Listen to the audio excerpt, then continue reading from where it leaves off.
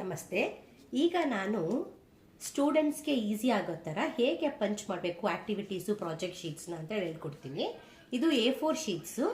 ಇದನ್ನು ಒಂದು 3-4 ಜೊತೆಲಿ ತಗೊಂಡು ಓಕೆ, ಇದನ್ನು ನೀಟಾಗಿ ಈ ಥರ ಅರ್ಧಕ್ಕೆ ಮಡಚಿ, ಈಗ ಇಲ್ಲಿ ಕಾಣಿಸ್ತಾ ಇದೆಯಲ್ಲ ಈ ಥರ ಸುಮ್ಮನೆ ಸ್ವಲ್ಪ ಈ ಥರ ಪ್ರೆಸ್ ಮಾಡ್ಕೊಳ್ಳಿ. ಈಗ ನಿಮ್ಗೆ ಹಿಂಗೆ ತೆಗ್ದಾಗ ಇಲ್ಲಿ ಮಾರ್ಕ್ ಕಾಣಿಸ್ತಾ ಇದೆಯಲ್ಲ, ಪಂಚಿಂಗ್ ಮಷೀನ್ನ ಕರೆಕ್ಟಾಗಿ ಆ್ಯರೋ ಮಾರ್ಕ್ ಇರುತ್ತೆ ಪಂಚಿಂಗ್ ಮಿಷಿನಲ್ಲಿ. ಅದನ್ನು ನೋಡಿ, ಈಗ ಇದನ್ನು ಎಲ್ಲ ತೊಗೊಳಕ್ಕೆ ನನಗೂ ಆಗಲಿಲ್ಲ. ನಾನು ಈಗ 3 ತೊಗೊಂಡಿದ್ದೀನಿ, ಮತ್ತು ಇದನ್ನು ಅರ್ಧಕ್ಕೆ ಹೀಗೆ ಮಾಡಿದ್ದೀನಿ. ಈ ಪಂಚಿಂಗ್ ಮಿಷಿನ್ನ ಕರೆಕ್ಟಾಗಿ ಈ ಆ್ಯರೋ ಮಾರ್ಕು ನಾವು ಮಡಚಿದ್ದೀವಲ್ವ ಆ ಮಾರ್ಕು ಕರೆಕ್ಟಾಗಿ ಸೇರಿಸಿ ಆ ಭಾಗ ಪಂಚ್ ಮಾಡ್ಕೊಳ್ಳಿ. ಈಗ ನೆಕ್ಸ್ಟ್ ಇನ್ನೊಂದು 3 ಶೀಟ್ ತೊಗೊಳ್ಳೋಣ.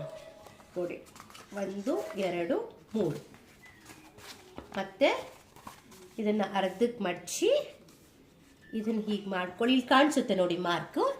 ಈ ಮಾರ್ಕು ಇಲ್ಲಿ ಪಂಚಿಂಗ್ ಮಿಷಿನಲ್ಲಿ ಒಂದು ಆ್ಯರೋ ಮಾರ್ಕ್ ಇರುತ್ತೆ. ಈ ಆ್ಯರೋ ಮಾರ್ಕ್ಗೆ ಕರೆಕ್ಟಾಗಿ ಬರಬೇಕು.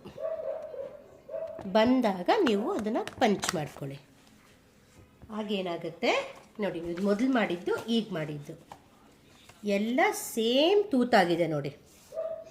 ಈ ಟೆಕ್ನಿಕ್ಕು ಆ್ಯಕ್ಚುಲಿ ನನಗೂ ಗೊತ್ತಿದ್ದಿಲ್ಲ. ನಾನು MA-BEd ಮಾಡಿದ್ದೀನಿ, ಬಟ್ ಆದರೂ ಗೊತ್ತಿದ್ದಿಲ್ಲ.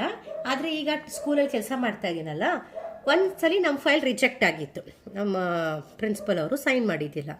ಫೈಲ್ ದ ಶೀಟ್ಸ್ ಪ್ರಾಪರ್ಲಿ ಅಂತ ವಾಪಸ್ ಕಳಿಸಿದ್ರು. ಇದನ್ನು ಹೆಂಗಪ್ಪ ಇನ್ನು ಫೈಲ್ ಮಾಡೋದು ಅಂತ ನಾನು ಅನ್ಕೊತಾ ಇದ್ದೆ.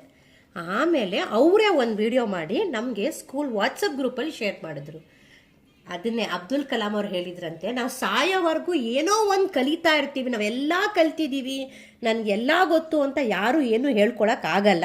ಏನೋ ಒಂದನ್ನು ಈವನ್ ಇಲ್ಲಿಟ್ರೇಟ್ಸ್ ಅಂದರೆ ಓದ್ದಿರ ಇರೋ ಹತ್ರದಿಂದನೂ ನಾವು ಕಲಿಯೋದು ಸಾಕಷ್ಟಿರುತ್ತೆ. ಸಾಯೋವರೆಗೂ ನಾವು ಕಲಿತಾನೇ ಇರ್ತೀವಿ.